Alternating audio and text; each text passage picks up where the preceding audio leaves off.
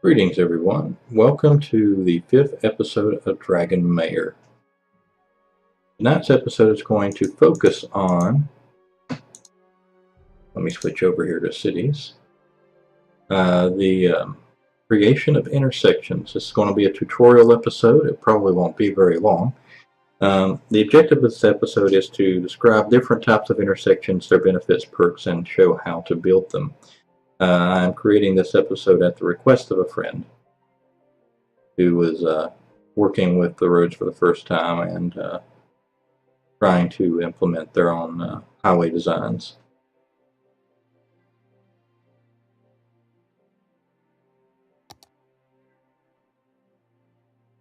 So instead of actually going into a city, we're probably going to pull up the asset editor.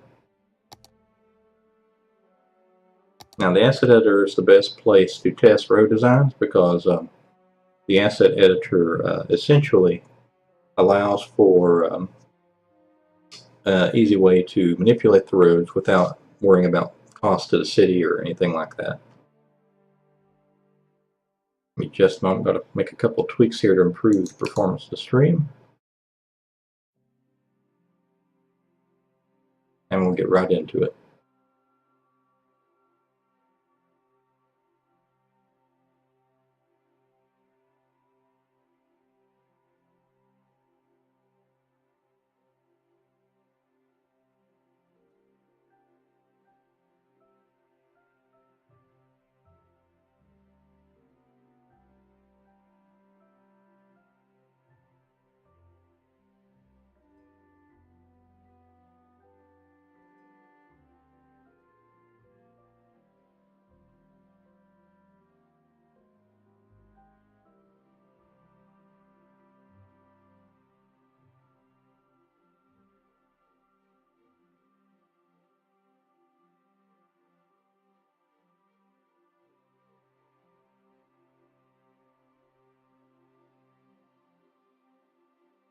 Okay, so let's go ahead and load up the editor now. And we're just going to go with the default temperate theme. So there's nothing special needs to be done about the theme.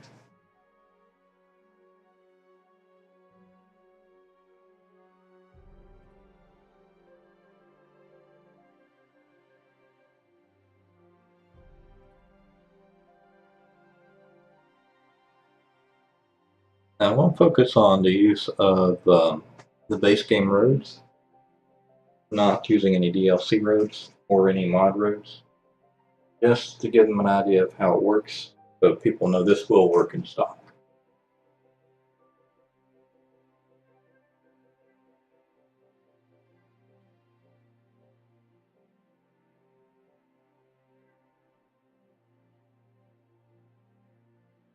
Some things to talk about while we're waiting for the load here. When it comes to intersection design, a key thing to think about in cities is that the traffic responds to the angle of the road. So the sharper the angle, the slower the traffic. If you can keep the road nice and straight at a very obtuse angle, then the traffic, generally speaking, will not slow down very much.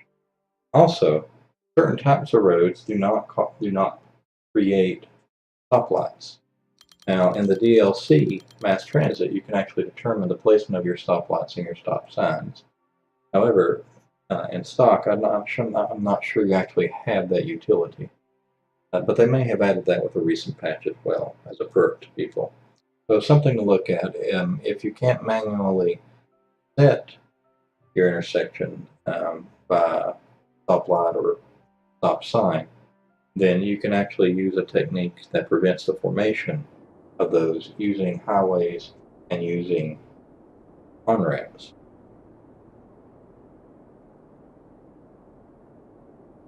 Okay, so asking us to load an asset, so let's cancel that. That's supposed to be a new asset. My mistake.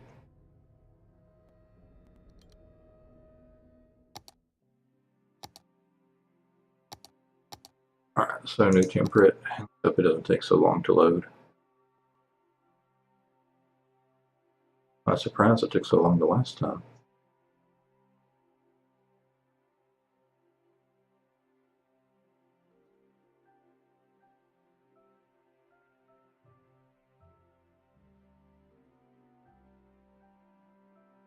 So as I was saying, there's a technique you can use to avoid the creation of intersections using particular road types.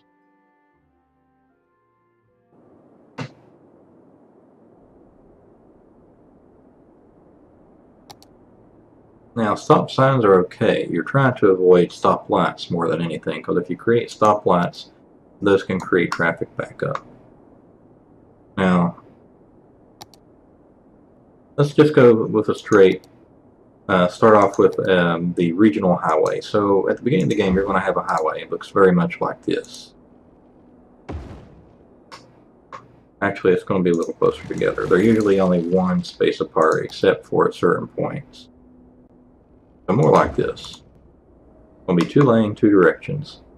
So when you're starting your base city, you're going to be asking yourself, after you expanded one lot to the regional highway, you'll be asking yourself, how in the world are you going to make a proper interface with your city for that highway? And there's a number of ways to go about that. If you're considering making that section of the city a major artery for the region, and you're going to have traffic going north and south and left and right, then it may be you would like to simply create another instance of the regional road. Now, you can change altitude using page up and page down, which is what I'm using right now to raise and lower the pedestal you're seeing in front of you. So the best thing you can do when working with that is to go down here at the bottom left. There's an elevation step. You want to set it to the lowest one, because that'll make sure that you're only raising it in small increments.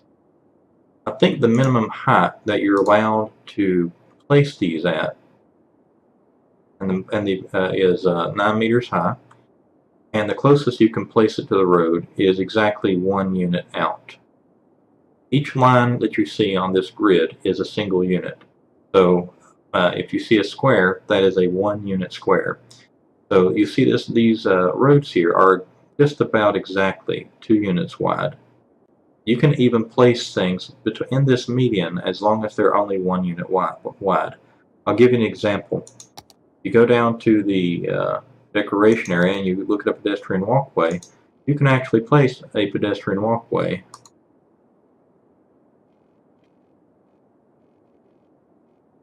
well, I used to be able to. Maybe I didn't leave enough space after all. Because the region road has 1 space between them. So let's redo that. Am I still too close? Probably am. Oh, I elevated that road. I don't want that. I want it on the ground.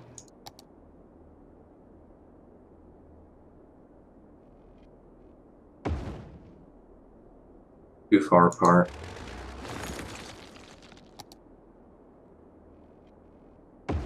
Too close together. Well, there's no happy medium for this. Because I have drawn between those roads before.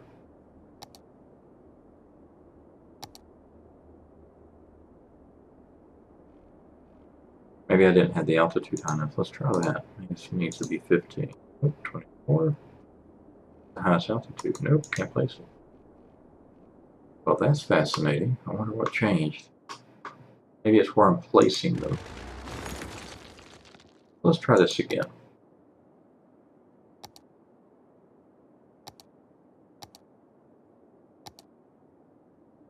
Even I'm learning new things as I play this game.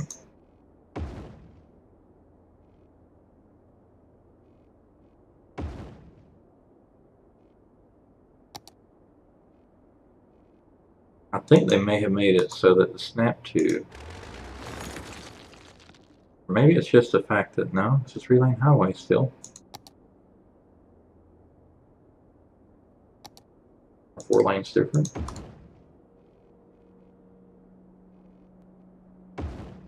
Four lanes are slightly different.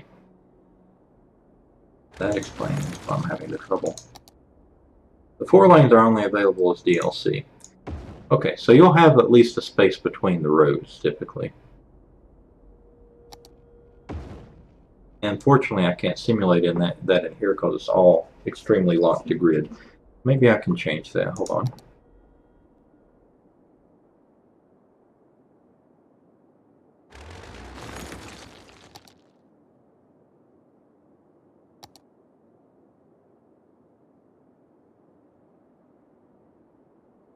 Take off the road guidelines here.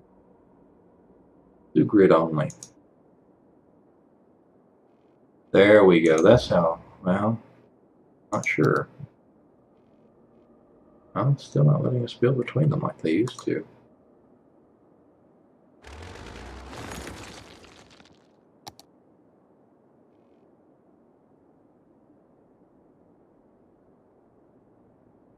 Turn off all the snap points here.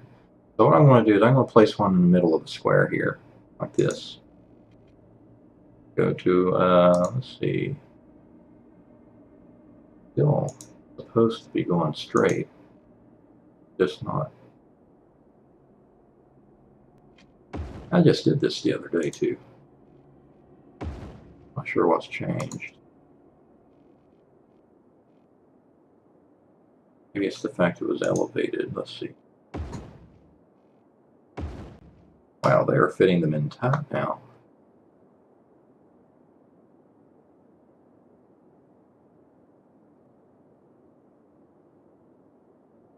I think they may have actually increased the diameter of the three-way road, but I'm not sure.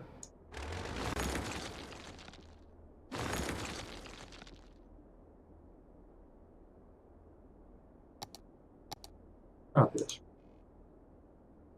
Walled ones.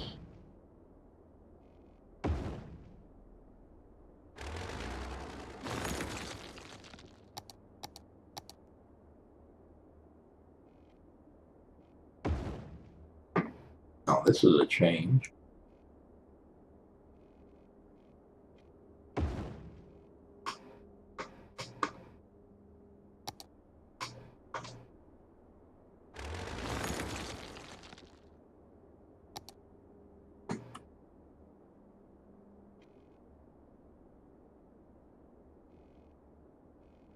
Anyway, generally when I'm building my highways and stuff, I tend to factor in presence of pedestrians.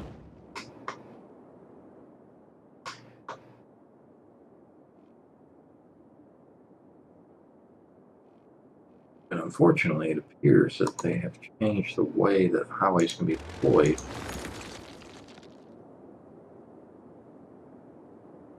This is the right highway, right? I literally just did this the other day.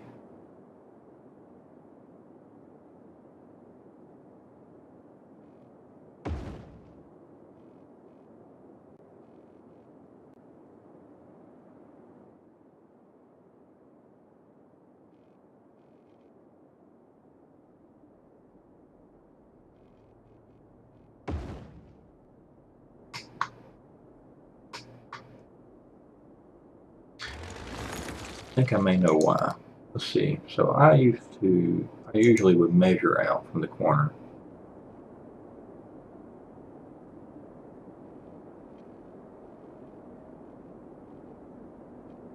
Make sure I'm starting in the middle.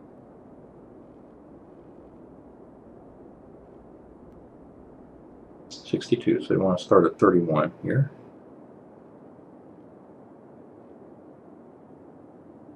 -1, we'll do 30.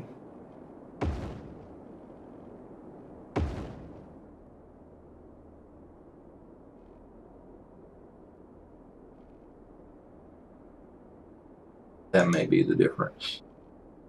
What is it?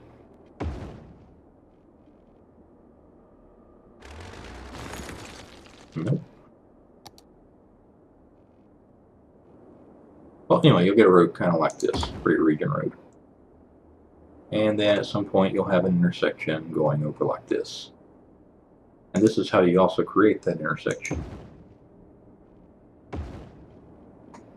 And after you have that, it's going to go down a few meters and connect to the ground. And usually it's 5 units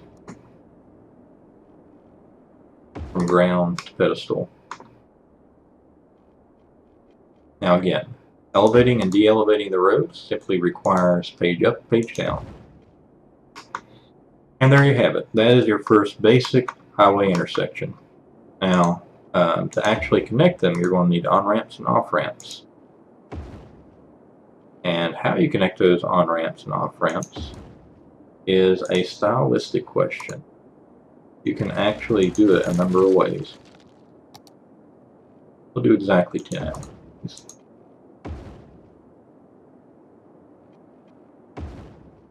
So most people who are interested in traffic flow, you'll see have these long connector roads for their on and off ramps.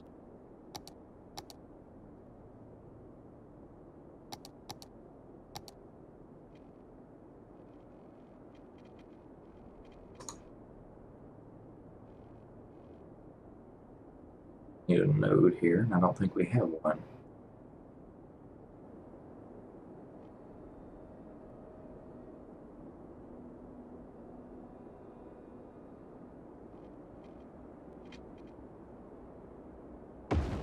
So you'll have something like this. And at the end here, though, it won't actually intersect directly angled to the road. It kind of comes around.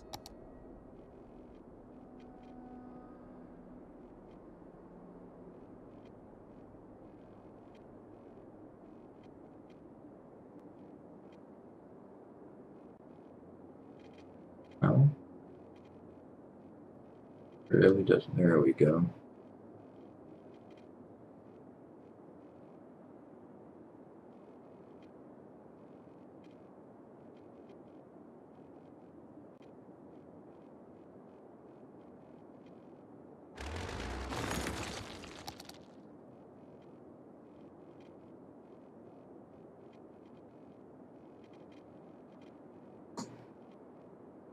Let's see. 2, 3, 4. 1, 2, 3, 4.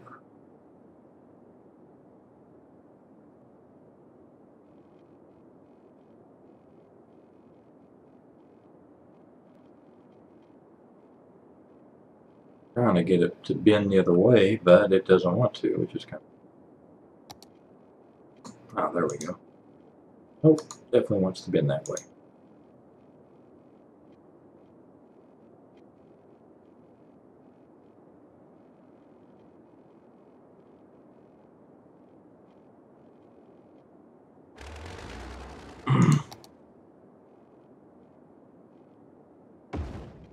So they'll come off looking something like this.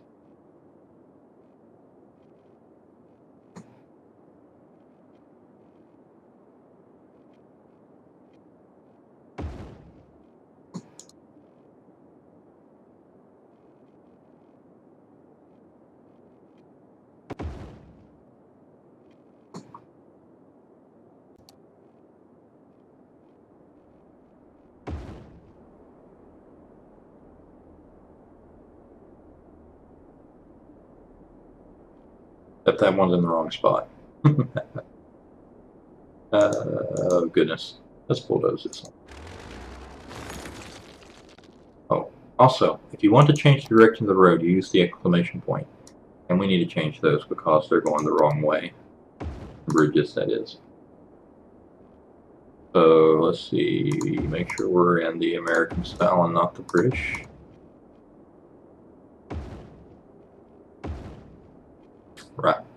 Right lane going up, right lane going to the right. Okay, so let's see, the proper way would be take it from this road to that road first.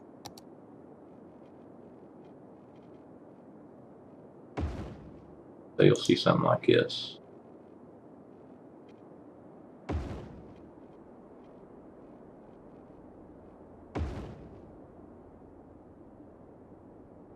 And then on this side, you'll see something like this. And that was why I was having trouble. I had the roads the wrong way.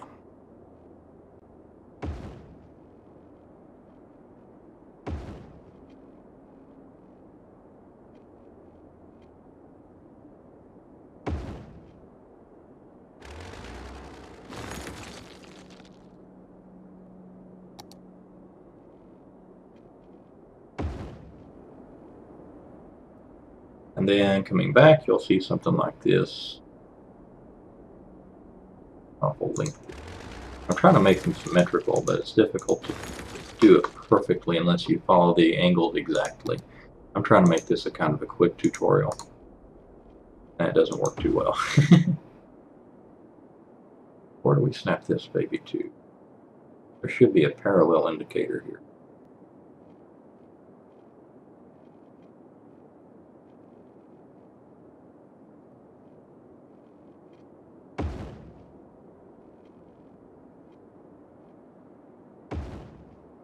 Oh yeah, something like that.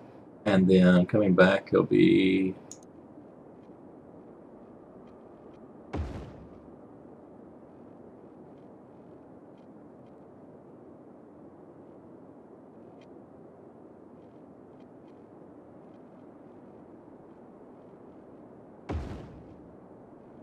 oh, you get the idea. So basically you'll have transfer roads off the sides going in the direction of traffic. Now, the problem with these connector roads is they don't connect every road up to each other. So you, for example, this lane of traffic here can get to that road going north, but it can't get to this road going south. So what you have to do is you have to make another off-ramp. So what you might get is something like this.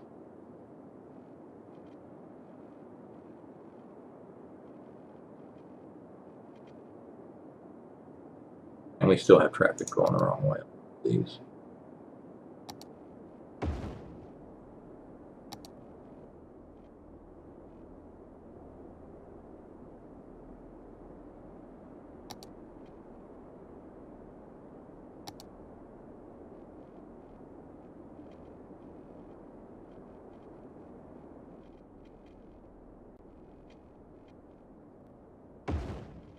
So you might have something like this to try to remedy the problem.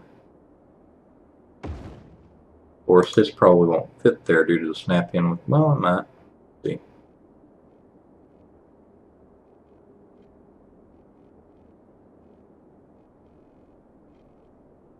Our direct route here. Disconnect that. We'll have to extend the road out further.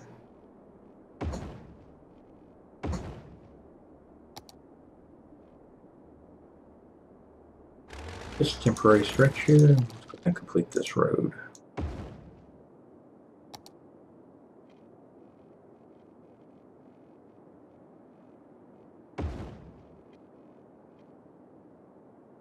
Very straight. Try to avoid sharp angles if you can. Prefer to have curb if you can. Problem with that is you can't always get exactly what you want.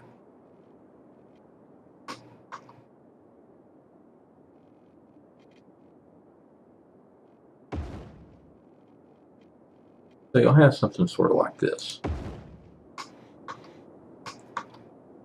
but much more eloquent. And that becomes the your interchange. But that's for the regional intersections, which you already have most of those drafted, and if you work around the existing ones, you don't have to rebuild them. But the key is to make the roads as smooth as possible in order to ensure a smooth flow of traffic. Another option you have when you're hitting these extremely large intersections, and which is my preferred method of design, is you can take them underground. Now for that we're going to have to extend the roads a little bit more because, well, we're going to need more intersect points. Alright, so fix this. You might, as an alternative, take the traffic below ground. What you can do here is, or you can also do an above ground roundabout at higher altitude. So we get here close in the corner. These are my favorite types of intersections, the one that use roundabouts. Now we know that one's at 9, so we can, I think we can do 15 across. Let's see. No, we might have to do 18. Across? Okay, so to create the roundabout here, what you have to do is you have to measure your units. So across here, from one side to the other, and you can place these pretty much half a unit away using the pedestals. So we know that's 8 units that way. Now is it 8 units this way? It is 8 units the other way as well. So that means that our circles are going to be 8 units.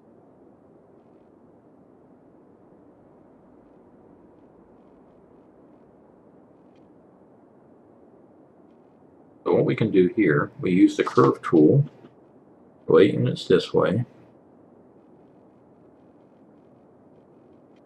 Actually, it might be better to do 4 that way.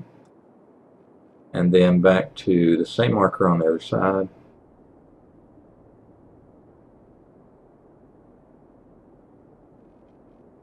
And that little gap.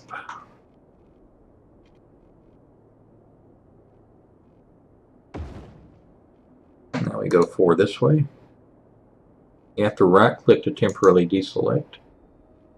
And you go into the gap on the other side. Well, the problem with this is the dimensions side to side are not going to be the same as vertical. So you also have to measure across this way. So you're only going to be able to cross the bridge. Oh, I should be able to cross over there. I guess you need to measure the angular width as well. Let's see, so that's 11. That's an odd number. Cause that middle divider there. So 11 across will make for a difficult circle. Easier way of doing the circle is this way. Helps you get your exact measurements. You build across first, starting at the center, then building side roads. You have to go to straight format. Don't know why it's not letting me do the cross thing. Oh, it's because we're working with that type of road. You'll have to use a smaller road type. You'll have to use a non-highway road type because they won't intersect at 90-degree angles. So first off, you have to build the intersecting roads of the same length as these. So that's 5 units. That's 5 units. So we'll go out this way 5 units. This way 5 units. Now we got our connector points. We grab our highway pieces and we get our highway on-ramp.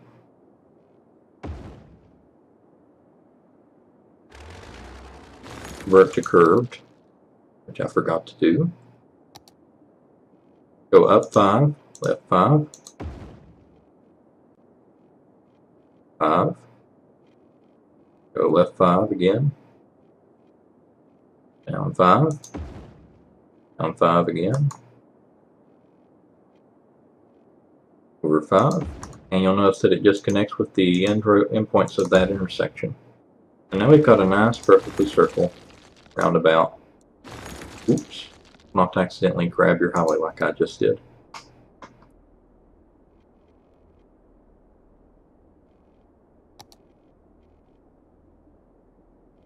You may also find that the road decides to get finicky after you've accidentally bulldozed it and built over it, in which case you may actually have to destroy the road.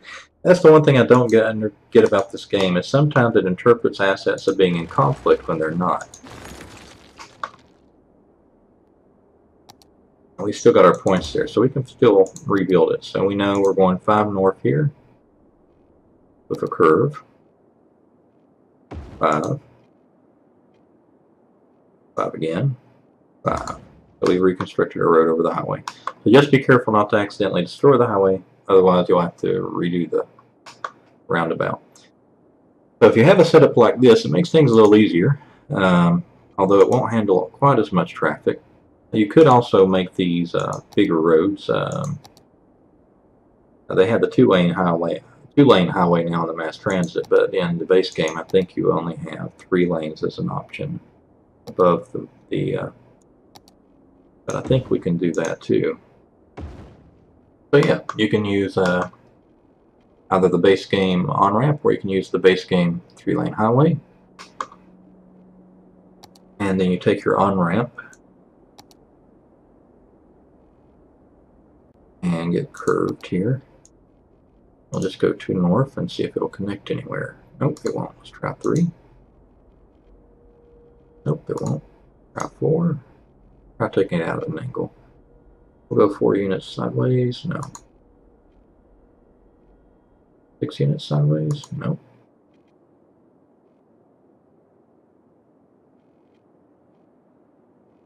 So it's being very...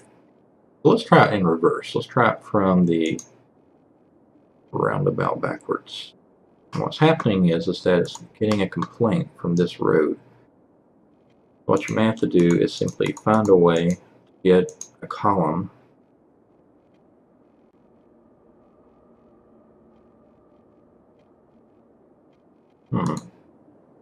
being very picky.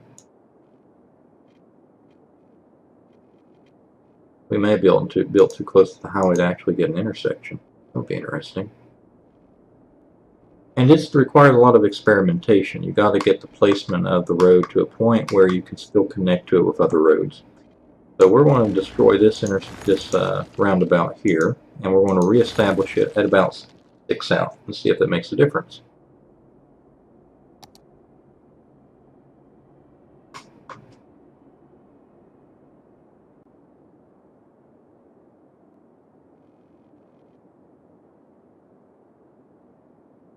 So we need a gauge for the distance.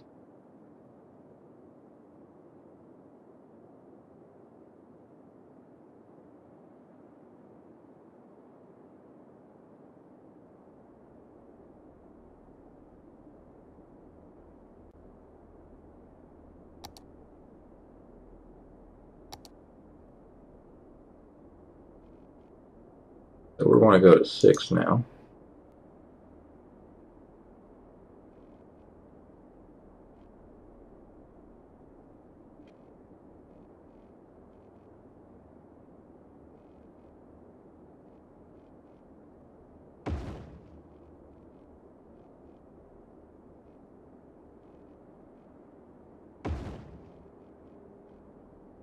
This will give us some more room to work with so that we can make sure we're building a proper intersectable zone. Because if you build them too close and they start having conflicts with the roads below, you can't connect to them. Alright, so there we go. Let's try this again. I have to start out a little further if it doesn't agree to let's turn off road guidelines and just do grid.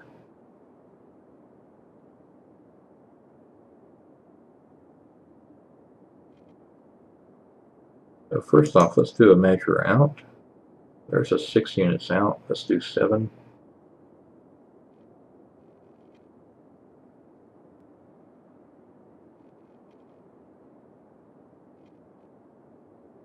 It's all about the measurements. It really is. It's not doing it. I have to do it in reverse. The good news is we have determined that we can't come off this road now.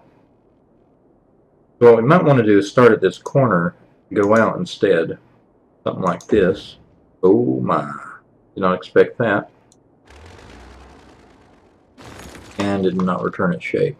That's the thing about about building roads too. Getting perfect symmetry is difficult because the editor wants to shift things around as you make changes. I really wish they hadn't designed it to do that, but it does.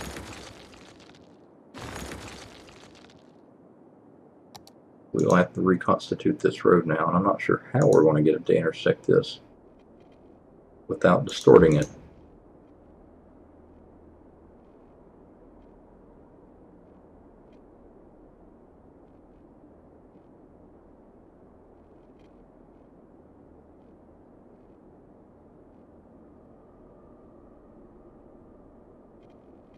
Go out too far on this side. Looks like I did. Alright, so 6. 6. 6. The world. 7.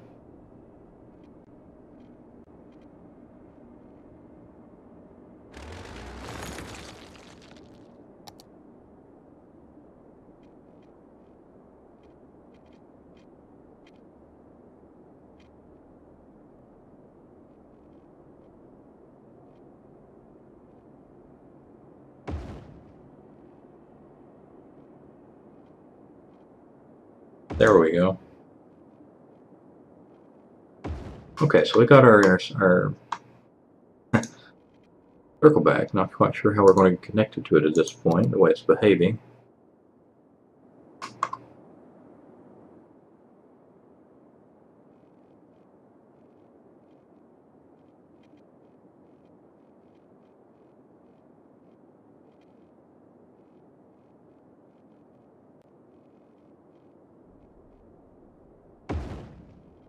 Okay. Gotta make sure you're snapping to the right road. That one wanted to go beneath it.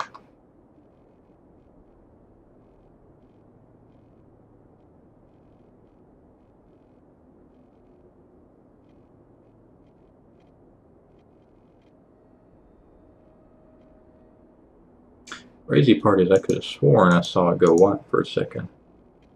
And then it just disappeared. Let's try going out to the unit here and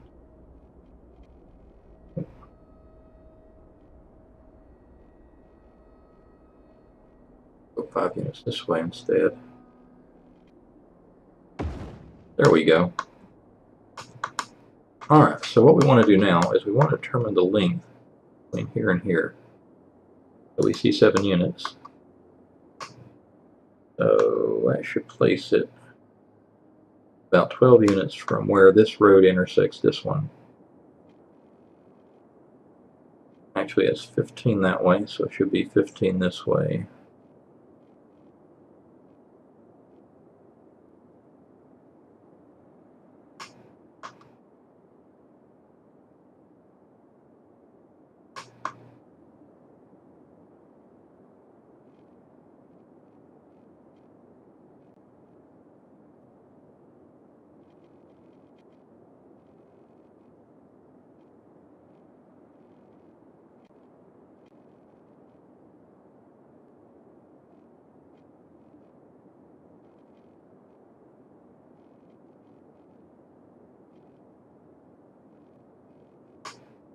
Now, getting a road back to the other road is going to be kind of tricky.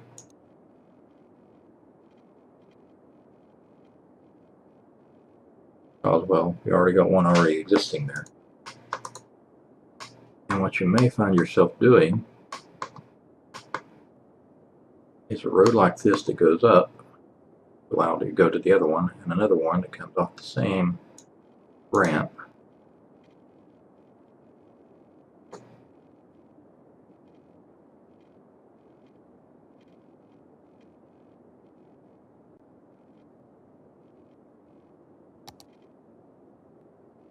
Or even before that ramp.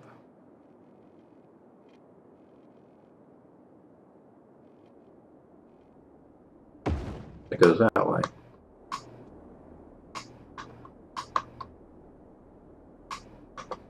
Now what can happen is you go over to this side, you go 15 down from this corner,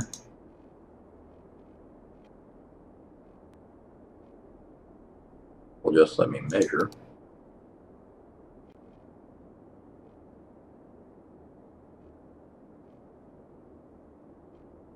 So it's 12 to there, that means 3 units south of that is the 15-point intersection.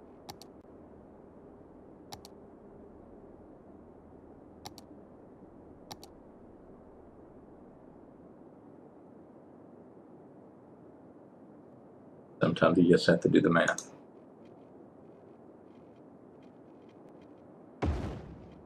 Now what we do here is instead of having that be an on-ramp, we have it be an off-ramp. There you go. So traffic can now come off this road, get on this, go down here. And then we can take another one. Take a parallel here. And we'll do it the way we did it previously. Let's follow that.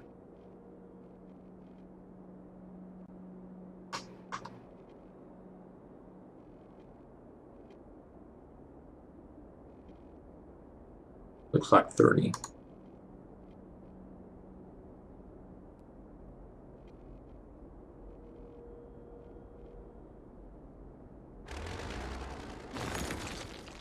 We need to make these precise, so we want to double check the angle on this. This is lining up with this. Okay, there we go. Oh, we can make it even tighter. Okay, so what I'm doing here is I'm looking at these guide rules from the roads, and there's an intersection of two nodes right here. I can just use that to guide it down, and we're looking at about 100 degrees, or 1.6. That's good. We use it. Come off this way, and we look for the same kind of thing. Intersection of two nodes. We look for the same rough angle. Problem is the nodes aren't lined up exactly right relative to each other. Let's turn off the road guidelines and just use grid. So what happens if the roads aren't exactly identical and the nodes don't line up perfectly, then you're not going to get a perfect snap. So what I'll do is I take this, one thing you will see is the grid's always exactly lined up. So that you got two opposing poles here on this circle. So I'll start at this one, and we are going to go out.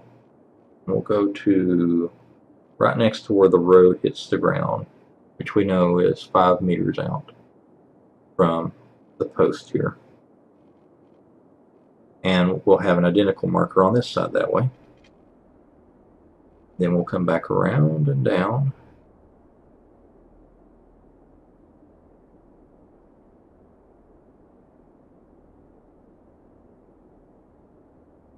And from the bottom of the circle, we have 1, 2, 3, 4, 5, 6, 7, 8. 8 units. So now we can go over here, roughly the same spot, go up to that same marker.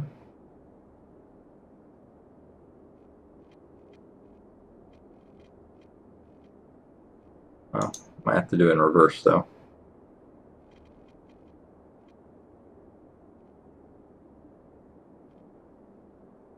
There we go, it connects directly across from the other.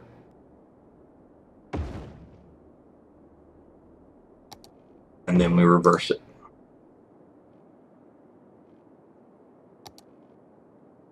Actually, these roads, those intersections are better.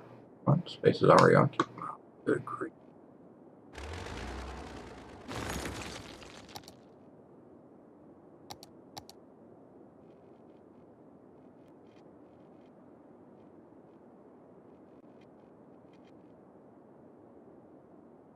Really? You're gonna do that to me, game?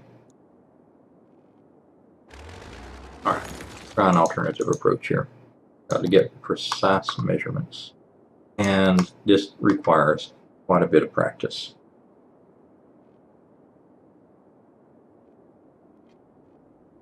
What you may do as an alternative when you're seeing it being finicky like this is simply look for places that you can place correctly. We know we can create a tower there and connect to that node.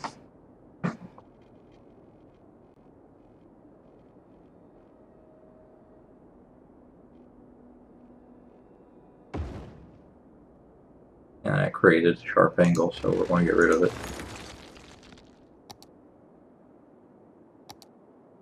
But at least we have a starting point for it that way. We'll come down about 7 units, looks like. Still a little bit sharp, but not bad.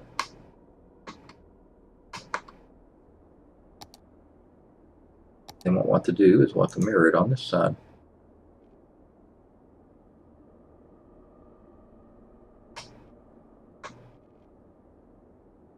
One unit front lip here.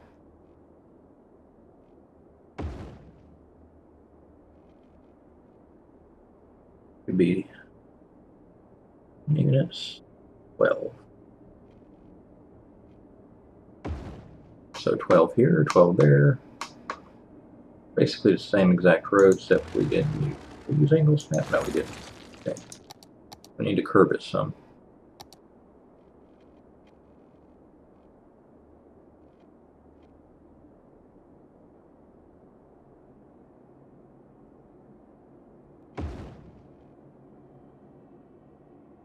slightly shorter.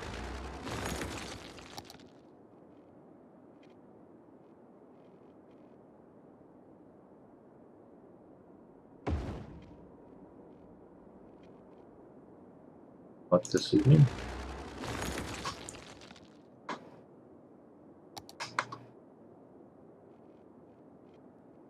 It is 4 units at 18.4. There's my problem.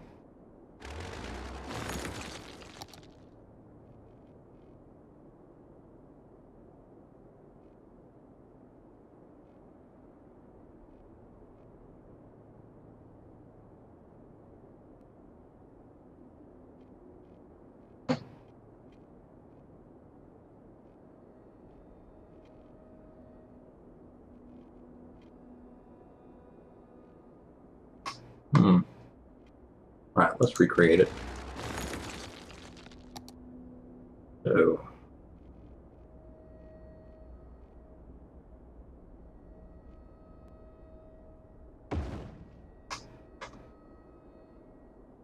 mirror these.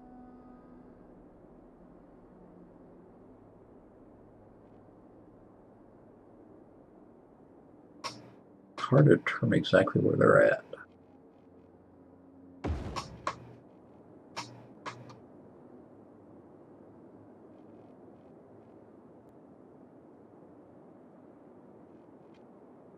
Six by 8 meters. 5 by 18 meters.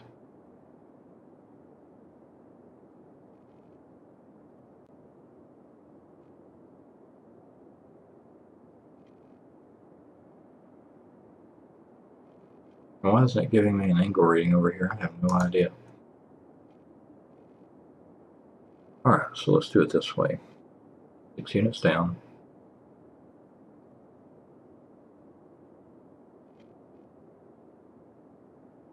And 8 units. 65. Units down. Then 8 units at 65. It's all about matching the numbers up. Sometimes you can't get them exact, but you can get them as close as possible.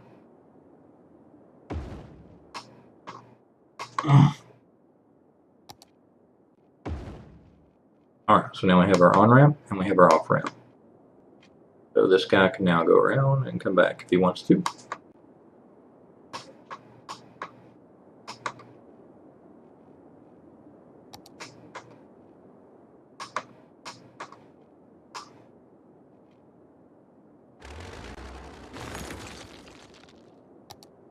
Now the question is, can we get it to go the other way?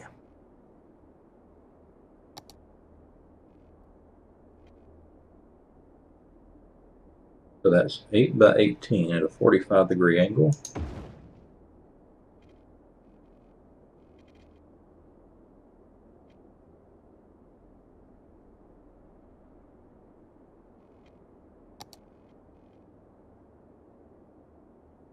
I'll do 5 units south, or 5 units at 135.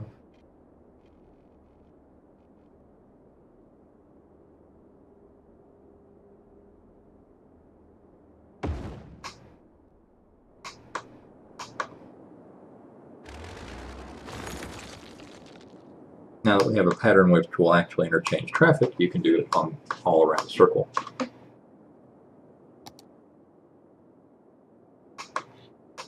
So the objective is to be able to get traffic from any point to any other point.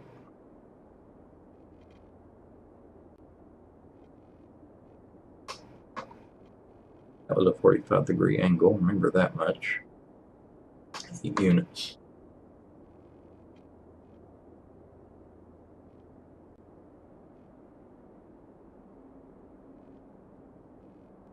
Right, that does not look right.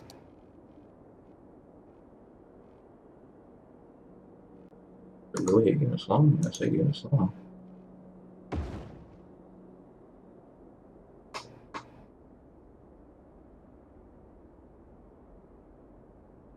So we probably don't want to start there. start at this point.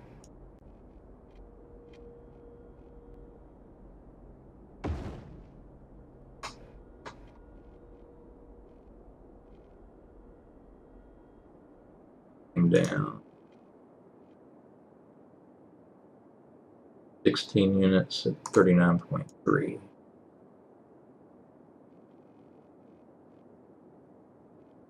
I think we used the 5-point. You gotta actually kind of memorize the steps that you take, otherwise you won't be able to repeat it exactly.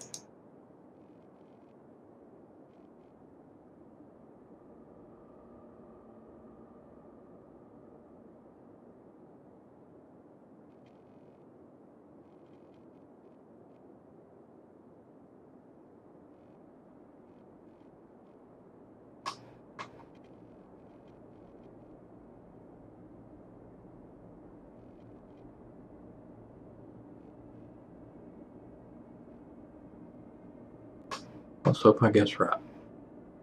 Distance from here to here. 9 meters. 15 units.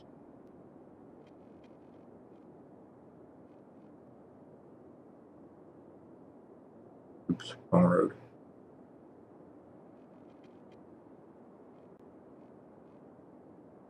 Right about that arrow.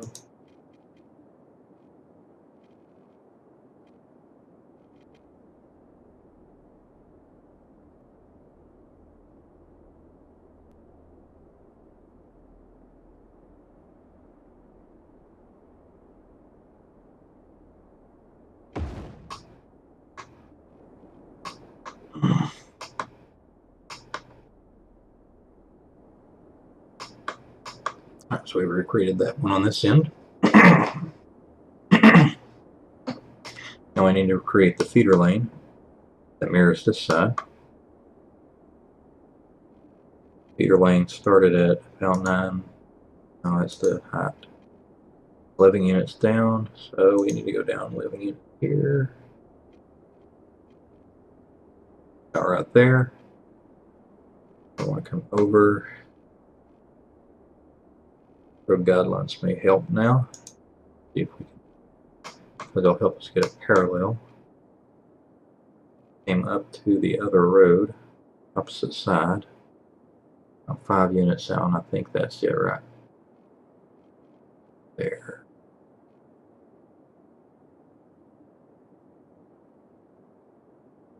So the distance here to here is 7 units. From here to here.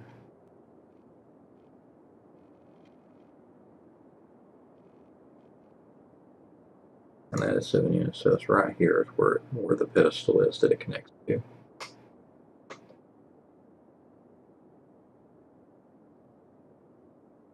Make sure to be certain I'm on the same spot again.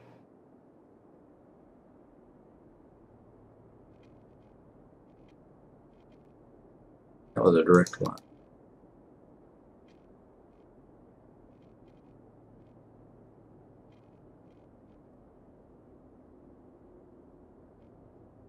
As long as I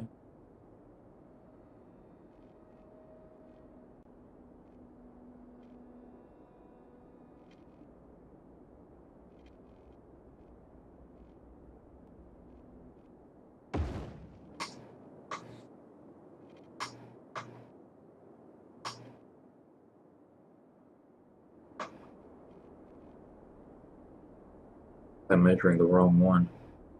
5 units. Altitude was at 18 meters.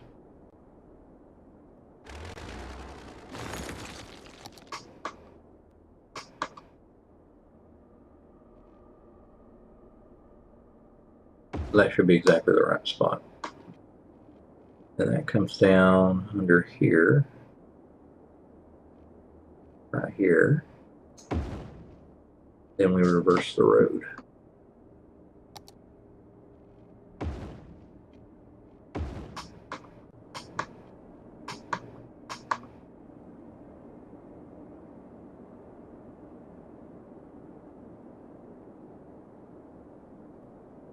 Now this is just one of many of the intersection designs that you can use. And basically you're going to mirror this all the way around. And it makes kind of like what they call a turbine intersection, because this serves as a turbine providing access to all roads and serves as the interchange that delivers the traffic to each route. This is an extremely high complexity intersection and is designed for extremely high traffic loads. I'm not actually going to complete it because I don't like using those typically. I use a much more simplistic design. Now mine doesn't handle heavy traffic very well though. So if I get into an area of the city where it needs a higher intensity, I tend to have to upgrade. So let me show you how I do mine. I don't even care about the angle really. I just make them as short as possible.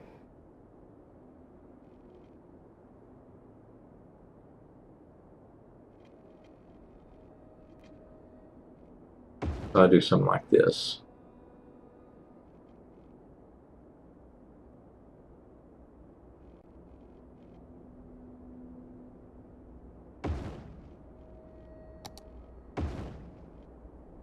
Now the reason I do that is this minimizes space loss.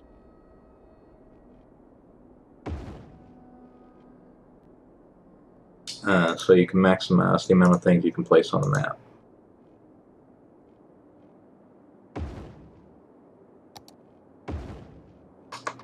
Alright, so again, this particular situation, we don't have any interchange between certain roads. So this one only goes to the north, this one only goes to the west, this one only goes south, and this one only goes east. So you have to work around how are we going to get westbound traffic going south. What I typically do for that is I actually go down.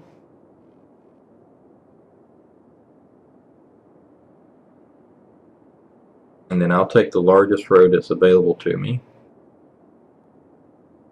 I can't remember what that is in the base game. I think it's the 3-lane still. I do a kind of like what we were doing earlier, except instead of going up, I go down.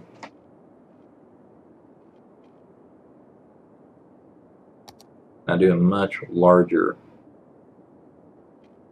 road. So let's get an idea of where this is from center of the intersection. So this is our cross point. So I'm going to go out. I'm 12 meters down on altitude and I'm going out 14 units.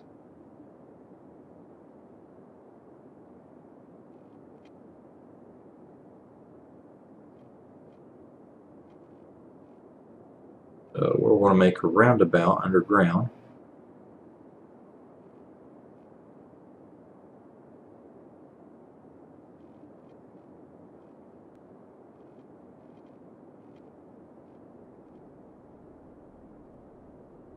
There it says it's 14 by 14. You can see on the corners.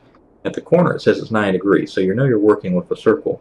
Now to make sure your circle is perfect, you've got to make sure that the amount of distance on the two arms is exactly the same.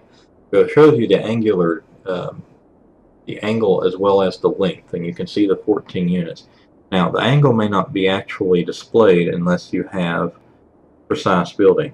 I'm not sure if angle is included in the updates recently, but if it is, then just use this format. So we go out 14 on this side. Oops. Got to right click to place another curved road. So we're going to go back down. We want to go into subterranean bulldozing view and destroy those two and then redo that. We'll go out 14 again. Come down 14. Go down 14 again. Go right click to release it back to a new road. Cross 14. 14 again. And come back up 14. And there we go. We've got a perfect underground roundabout. Now what this allows me to do is this.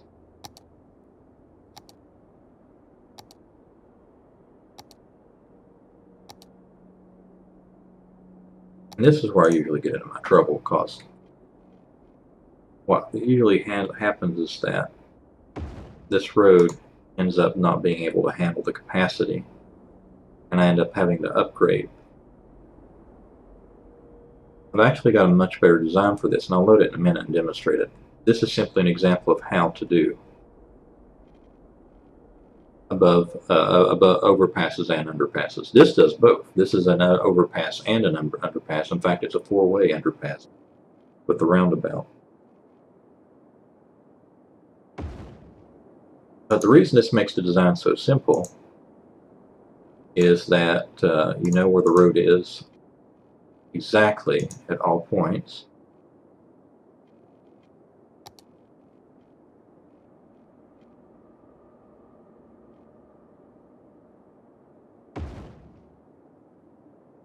And you can easily mirror everything instead of having to fight with individual roads.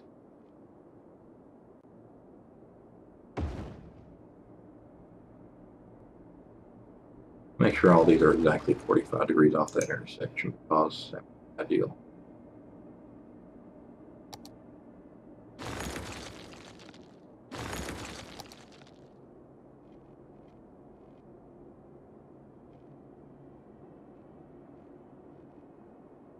I can be able to, due to the way the nodes are laid out. And that's the thing about this game, it uses nodes for its termination system, and that can be sometimes problematic.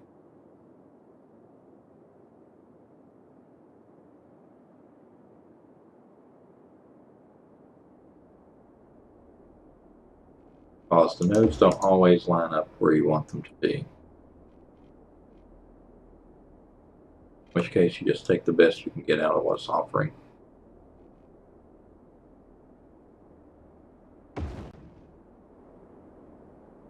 In which case, in this case, that'll be it. So now we've got on-ramps to them, but we need roads off of them back onto the road. So best option in this case, the way we've got this particular model designed, is to come up like so.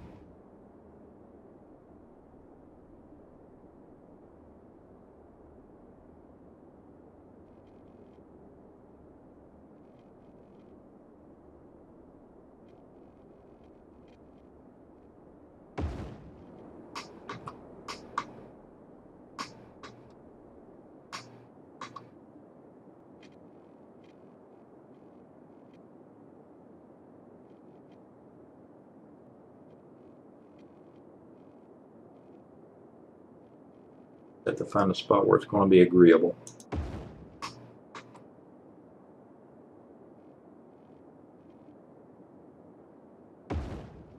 And there we have it. On-ramps, off-ramps, and a path of travel all the way around beneath the road, so it doesn't cause you to lose building space. If you built an above ground roundabout like that, you would have limited your capacity for construction. But now that you've built it this way, you could possibly get, say for example, say you're using a grid format. You can do something like this. So many items. I want to turn off the road guidelines here. You're going to look at a point kind of between. You got to make sure it's not overlapping anything. You can go in both directions. So that way, cannot go that way. We need to come down the road that way. Yep. Okay. So we're good. So if you're doing a grid intersection, you could do something like this.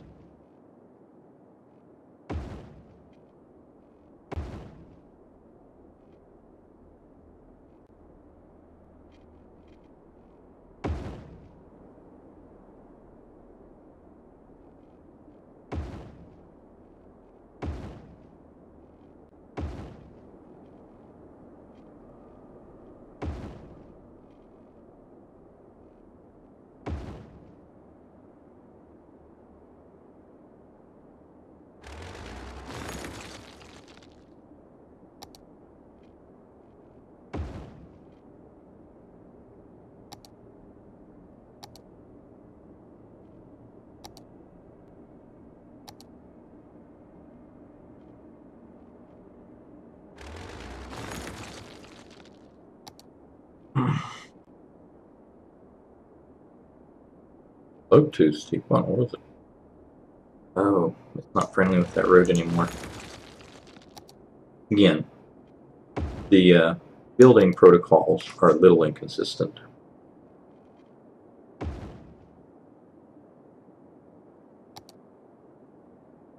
So you have to kind of struggle with it a little and figure it out. Based upon what the roads want to do.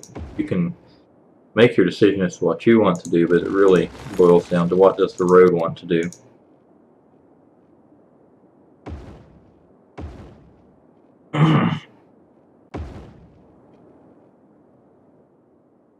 Now this would not be ideal. You wouldn't normally want directly connected to the main highway, so what you do is something like this. This is how to make a small interchange for like direct to highway traffic. Go 9 up, go over,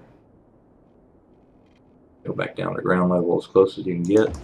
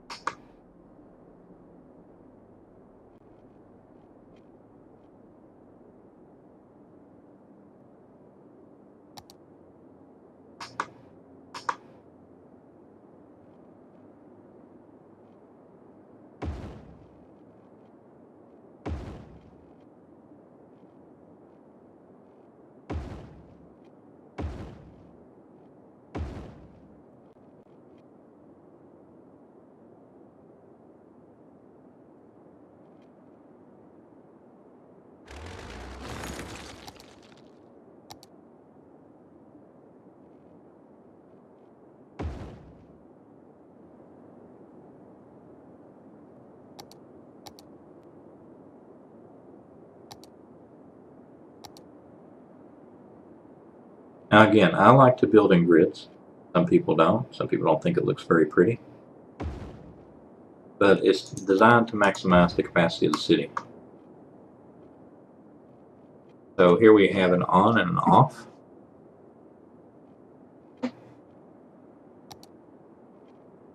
You could also do another off over here. Just gotta be careful doing offs onto side roads like that, because if they get traffic at this intersection, it'll back up onto the highway. Better to have your ons and your offs situated in such a way as they go with the flow of traffic. And also probably want to give a little bit more buffer rather than have it immediately next to the highway, but you do what you can. And if the traffic's not too bad, this isn't a problem, as long as you don't have too much traffic bottling at this intersection. If it does, then what you may have to do is something like this.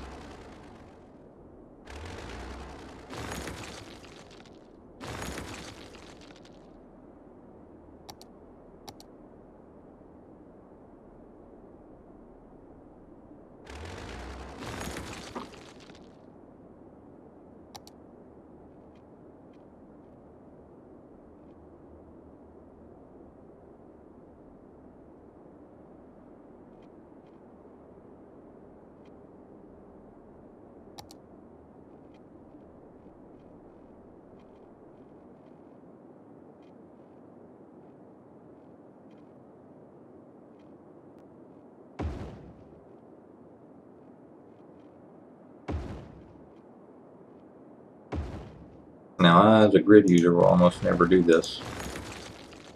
But it is a way to maximize traffic flow. But you'd ideally want to do this with a one-lane road. Matter of fact, I'll fix that here in a moment. Remember to right-click every time you lay a new section of a curved road, otherwise it'll just extend the road you're working on. So there we go. Residential roundabout, and what you want to do is use a one-lane road like that. Because what will happen is with two lanes going in one direction, the one lane will almost never overload this.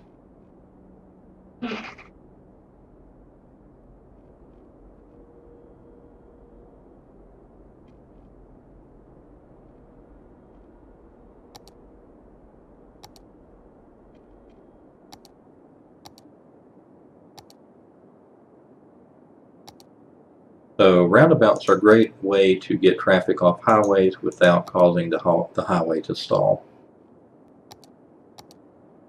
It does wreak havoc with the grid system though, because you'll notice there are going to be gaps where the roads, where building cannot be performed. So that's the drawback to using curved residential lanes, is that you won't be able to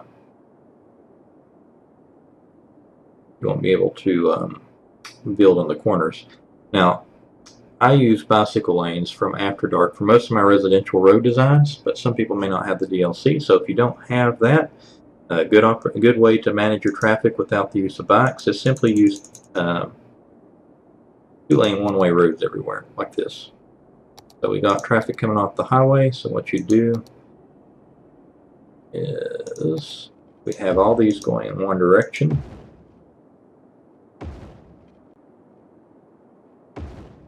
And then alternate directions.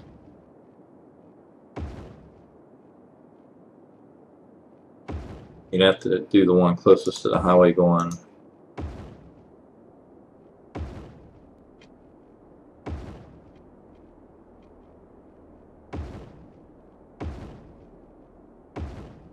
and you preferably want the one next to an off-ramp coming away from it rather than going towards it.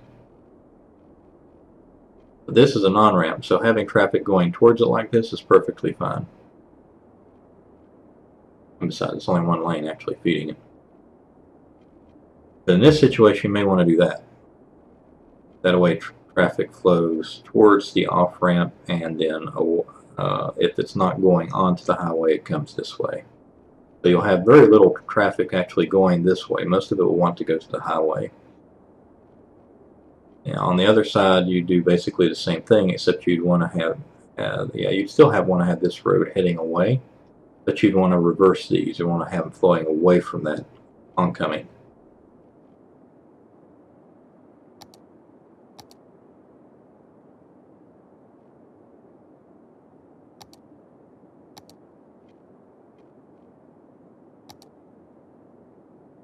Now for these crossways here, you want to have them be just standard two-lane roads, because you want traffic to flow easily back and forth. Now the good news about these crossways here like this is that they allow for pedestrian traffic to also cross the road the other side of the city. So your highway doesn't serve as a natural barrier against movement of people through your city because of these side streets here. The bicyclists and pedestrians will be able to cross this, go to the other side, and then join up with whatever's on this side of the city.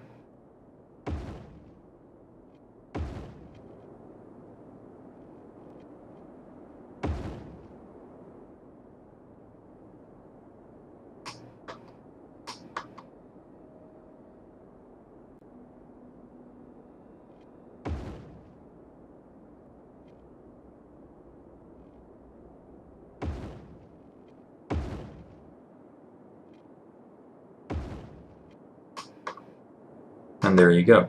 Two different styles of intersection units. You have the standard grid type over here, and then you have a feeder circle. You can also do a feeder circle on this side as well if you want to. Just do the same thing, mirror it over here, and then the feeder circle instead feeds traffic to the highway rather than taking it off. So a lot of different nice ways to do a intersection system, which integrates well with the regional highway. You just have to plan for it.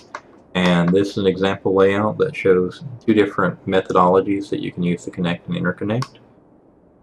Now, the great thing about the underground roundabout like this, especially when they're particularly large.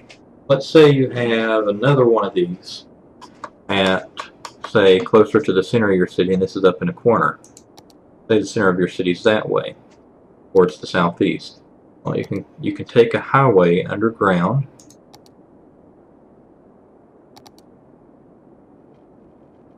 and have an off-ramp and take it over to that other circle. You can have another one coming back, possibly have it come up to here, have it curve in like so, and then just find a point where it'll connect that to the loop like you did on the other side. You might be a little picky. You might have to actually draw from the road out.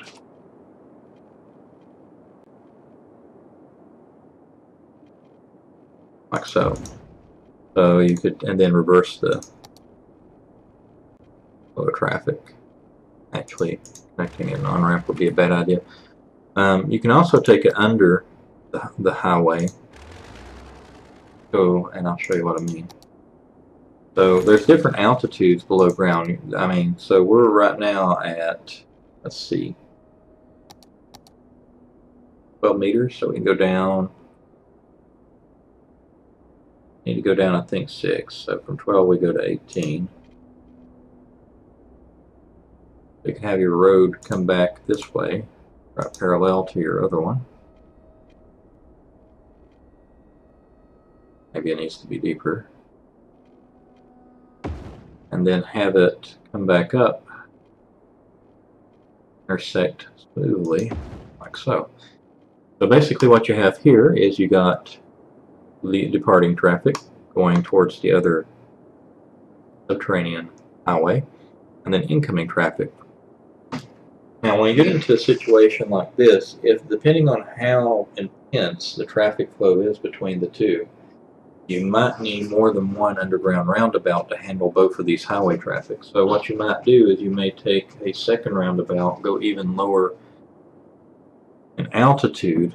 That way you have two different interfaces. So we could take this one 30 down. And you get the idea. You're basically stacking the circles.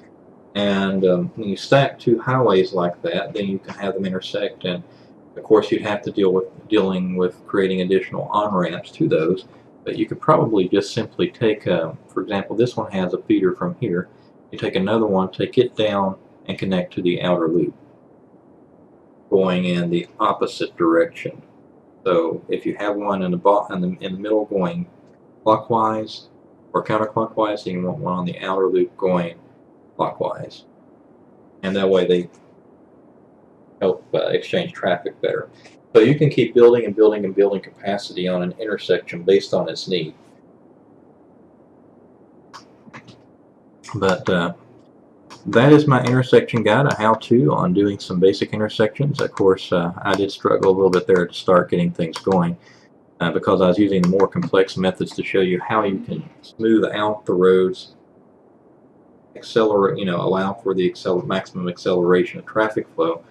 And then I showed you this one is designed to maximize space, but it also still has a really high capacity. It is difficult for the game until the population gets extremely high to overwhelm this particular design. But every part of the city won't have the same amount of traffic, so what you do is you adapt the intersection as needed. So this one right now would handle probably the corner of a major city, like northeast, northwest, southeast, southwest corners pretty easily. But if you got it closer to the center, you'd probably be looking at upgrading these lanes and possibly reconfiguring it to allow for greater flow.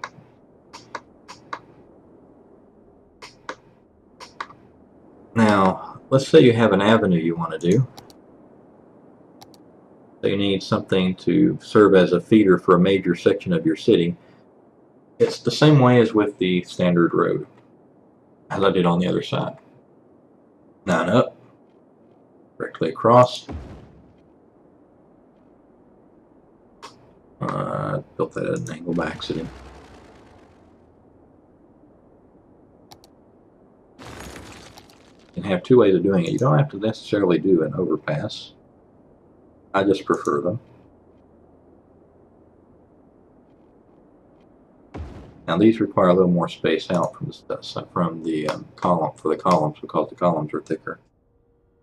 So you'll need 2 units away, and then you just go down. There you go, basic overpass with a avenue.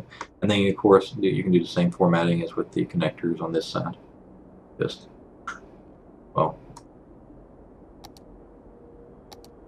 probably do more like this. Take the avenue out.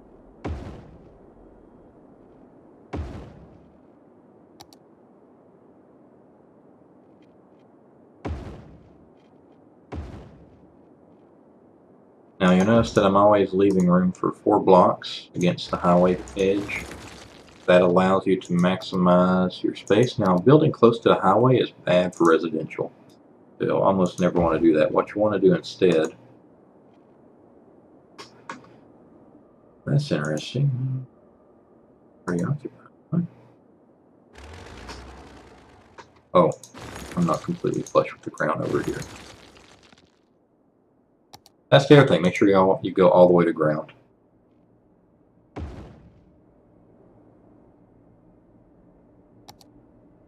Alright, so we're all the way to the ground, so now I can do it.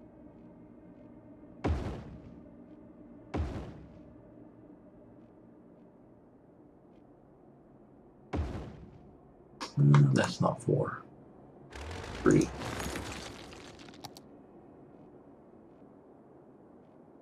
So I always leave 4 blocks against the highway. So it's not good to build, never good to build residential these up against the side of the highway. You'll almost always want to use either industrial or commercial or offices. Those are fine against highways, but residential will start complaining of noise. Now you'll notice that this had 5 blocks. That's because of this, the required length for building the overpass for an avenue requires 2 spaces instead of 1. Now that can make things a little inefficient in the grid design because you want to use all the spaces up against the highway. So what you're going to do is this.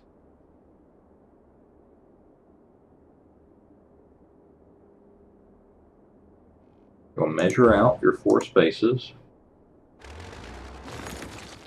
Put a road there, like so.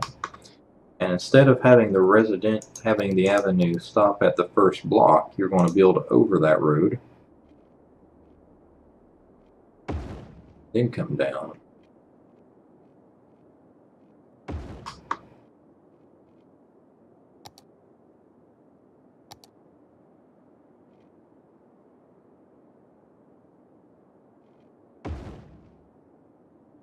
And although it doesn't quite mesh up, still better because it will, once you build out away from the avenue, you'll have enough room for a 4x4 grid. See, this is exactly 10 units across. So that means that you will have, once you extend the road further away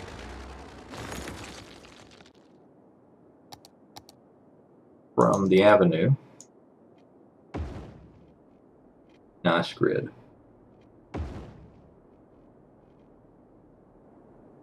Oops, wrong road.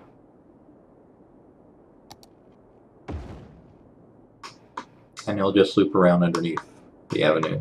And you do that on both sides so that you make sure that you have maximized the utilization of your 4x4 pattern.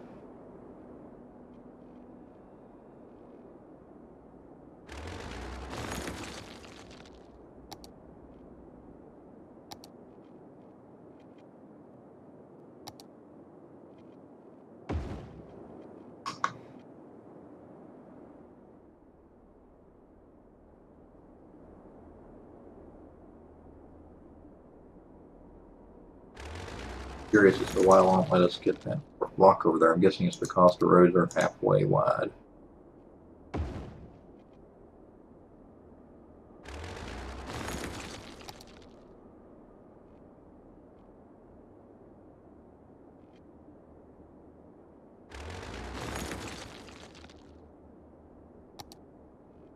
Well, it's taking up half a block back here.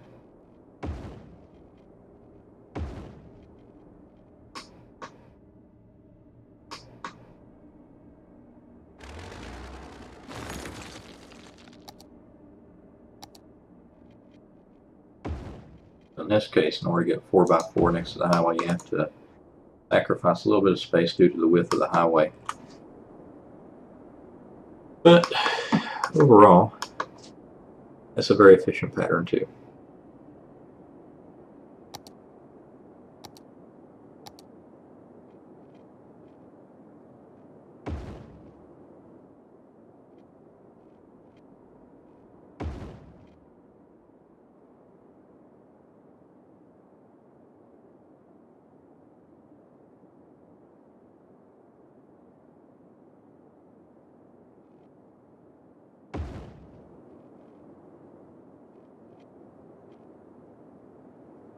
Ideally, you'd situate this farther enough down the road here that you could actually have another block, another 4x4 set between these two roads to maximize your space usage.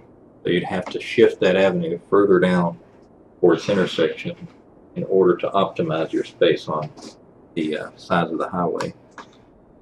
Now, if you build like this and you extend it further, the exact same distance that you have to the west, you do to the north, and you take the avenue and you turn it to the right, then you make a nice little square of crossroads, a square of intersections that go over the city highway, allowing for your people to get to all four corners of the city. Of course, these roads can be upgraded as needed, so later on your city gets bigger, starting to have trouble with traffic, need something bigger, you grab a 4-lane. I think you guys only have standard 4 lanes, so let me see if I can find one. Okay, so 4-lane median, I'm pretty sure you guys get that. Base game. So you do something like this. So upgrade capacity as needed. If you see something starting to get overwhelmed, add more lanes. Sometimes adding more lanes will relieve the problem. Sometimes they'll need a complete design overhaul. It just won't, the flow won't work. So if you're seeing a situation where you upgrade the roads and you're still having the same issue, in that case you have to rethink your design. But that's the basics of intersections, how to make overpasses, underpasses, and as I said with this road over here, you could do the same thing below. Just want to show that right quick before we wrap up. And you can do the same thing with the small roads as well. You just go down instead of up. I'll be careful not to accidentally connect to the road above. Now, I typically don't use underpasses because they take up a lot more distance to create. You can't just go 5 up and 9 meters high and then you're done. You have to actually have a stretch of road that proceeds into the ground, and that takes up some distance. See, a little bit longer than the ramp to the highway. So they're not as efficient in space handling, but in some situations they can still be useful.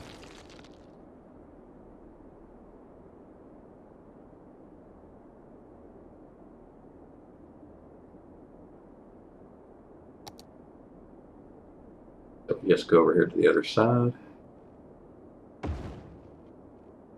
then back up. So it's hard to get out of the way. The other thing about underpasses is they take up more width than typical.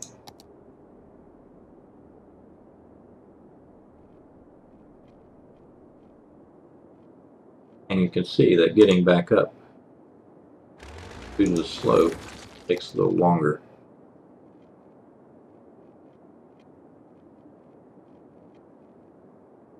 Oh, it's conflicting with the road below. I gotta build it out a little further.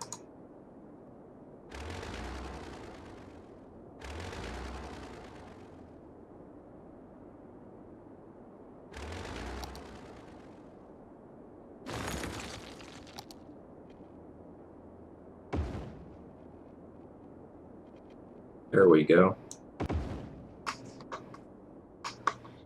You see it takes a whole 4x4 space here for the underpass to go under and then up, back above again.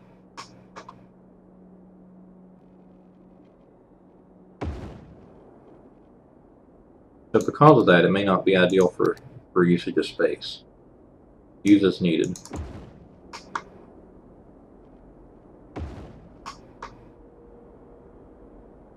And you can put a roundabout here if you want to, or you can put a standard four-way intersection, or if you're near the edge of a map, just use standard way intersection. Make it a T-section.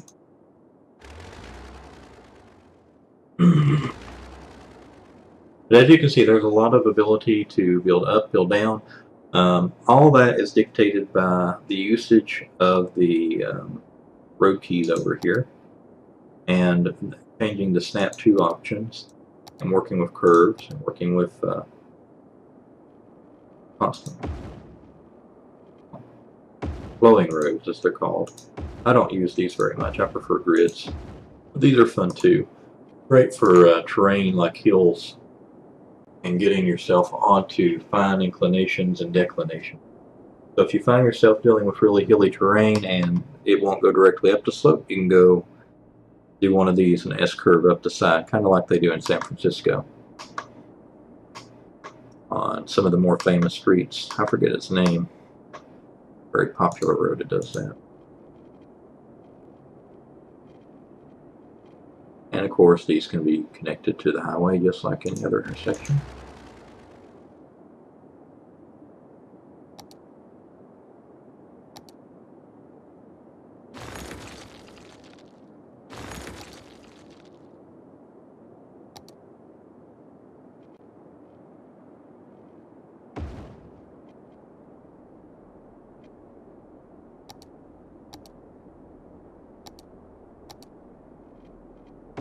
There we go. All right.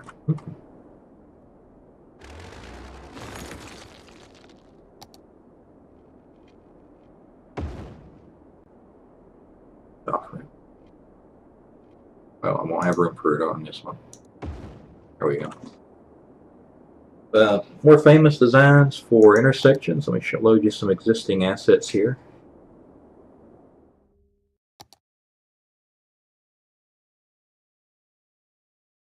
This is one of my favorites. It uses the, you can use any two-lane road, but it's currently using the after dark bike lanes.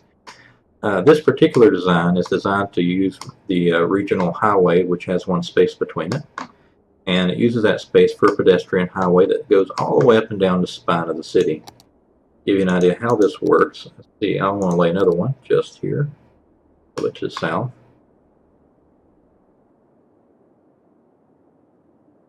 Actually, that'll work. And so they interconnect like so. And you can even build a link. Well, if you leave yourself more space, you can build a link between these pedestrian walkways, no problem. And they're designed to form a grid, as with most of my designs.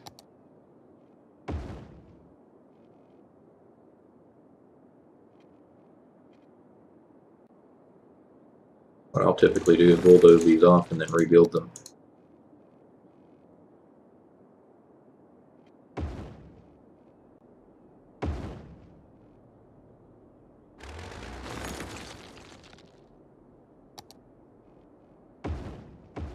And this maximizes space usage as well as allows for pedestrian traffic to both sides of the road and allows people to walk back and forth.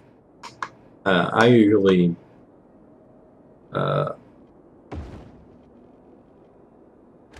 instead of having them so close together,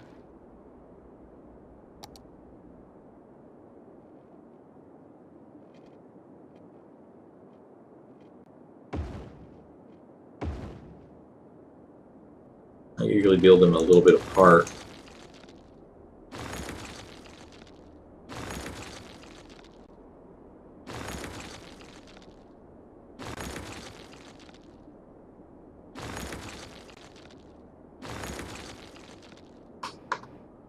What you can do is that little nub is exactly 3 in length, so just plop this one right here like a puzzle piece. Showing that information because we can make this road exactly 7, then connect the 3, and it makes a full 10. So it puts it perfectly in line with the grid.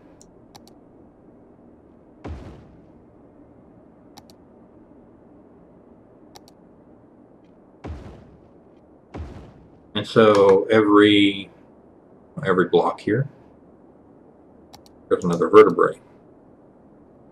And I call them vertebrae because I built this using the basis as human anatomy, the concept of the spine. And the spine has different interconnecting links. This isn't placed quite proper, so we'll get rid of it.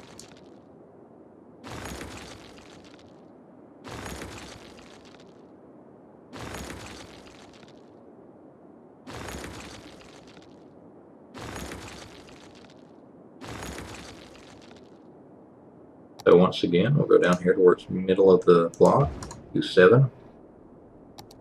Have our vertebrae. Oh. That'll be too close to actually link them, so we'll kill this.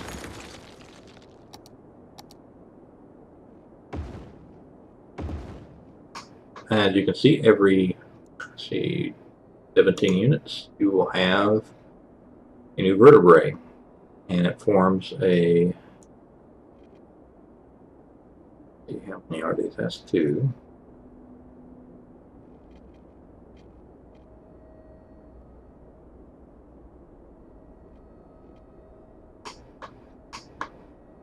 Let me correct this.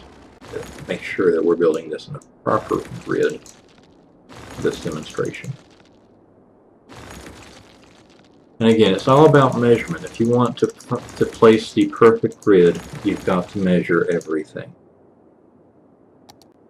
So we want 17 is an odd number.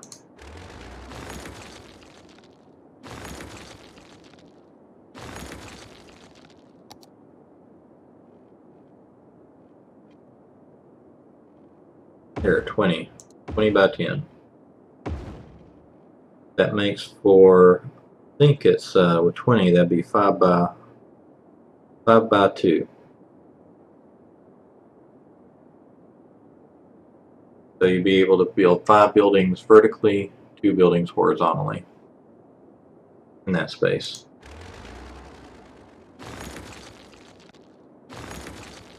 But as long as you're doing it in multiples of 4s, whatever you're doing your block links by, and you make sure that you allow room to place the vertebrae,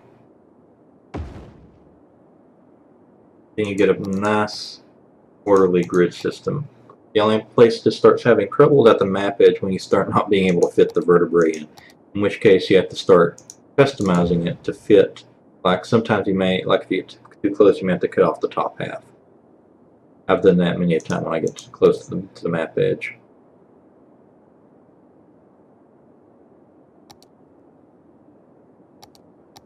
Now initially, both sets of lanes are bidirectional, which is not ideal. And but it does handle traffic really well in the start of the game, getting people going in the direction they want to go. But as you can see, these are 1-lane roads, so what you can do to hyper-optimize it, and by being a 2-lane road, it allows access to these little inner plots here for like very tiny businesses. But if traffic gets extremely heavy, what you do is you upgrade them to on-ramps, one way, like so, going in the direction of the road. So they can come off here, go back on here, and then traffic ports itself here. Now sometimes if you want to, you can replace this here with a roundabout. It'll handle traffic better.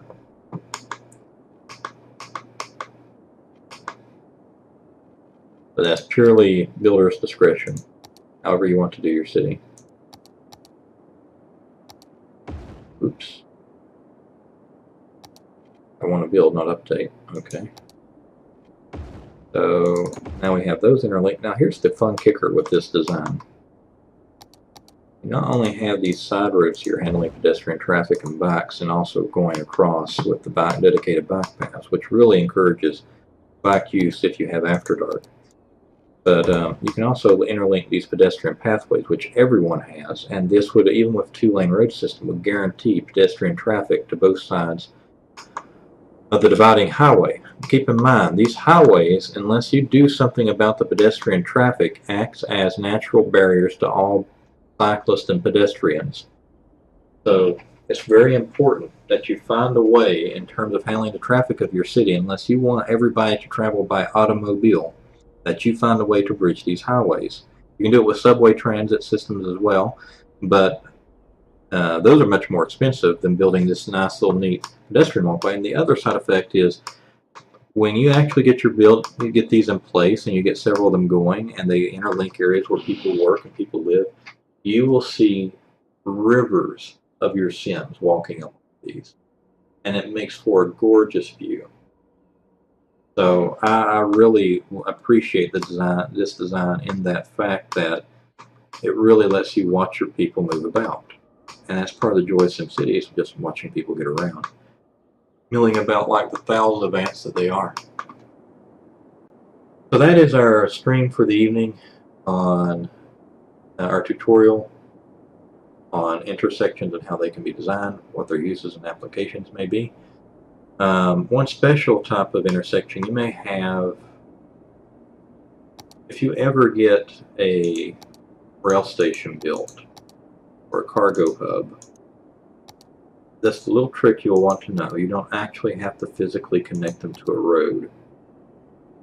And because of that, the best thing you can do to make sure that the traffic is coming in and out of it with the highest possible speed and there is no obstruction to traffic flow is you take a 3-lane highway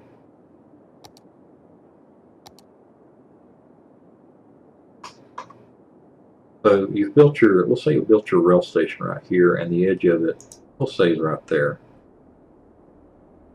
So you'll have a road in front of that cargo station, or the train station. And this isn't for cargo hubs, which already come with a road built attached to them. This is for the train station, cargo station, which does not.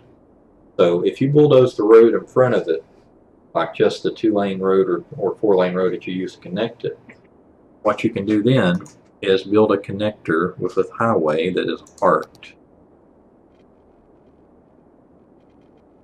Something like, no, it won't let me do it from here. Right this way. Something like this. Let's see, let's go 5 up. Oh, can't do a circle that way. In, out.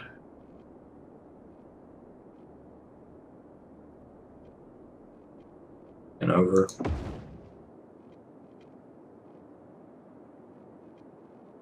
And out. And over. Well, we can't do that far.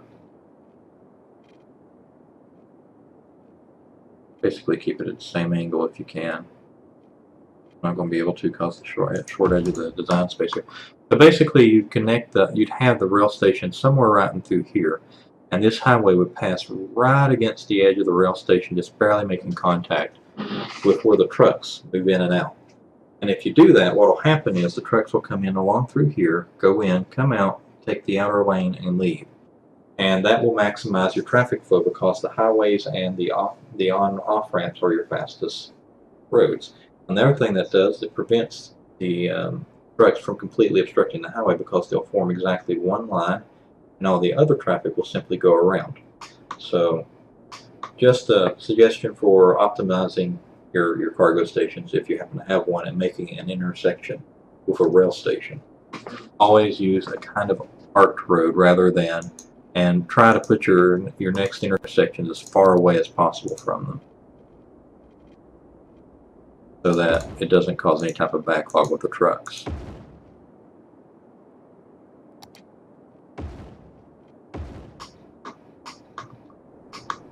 So you have incoming traffic, outgoing traffic kind of in a loop. Kind of like a roundabout specifically for the industrial trucks. Now, You get really big cities that you've zoned a lot of industry for forestry and for farming, you're going to have a massive amount of trucks, and there's nothing you're going to be able to do about it. Sometimes it's best to isolate the traffic so that the trucks are forced to use the highway. So best bet be something like this. Get rid of all these roads here right quick.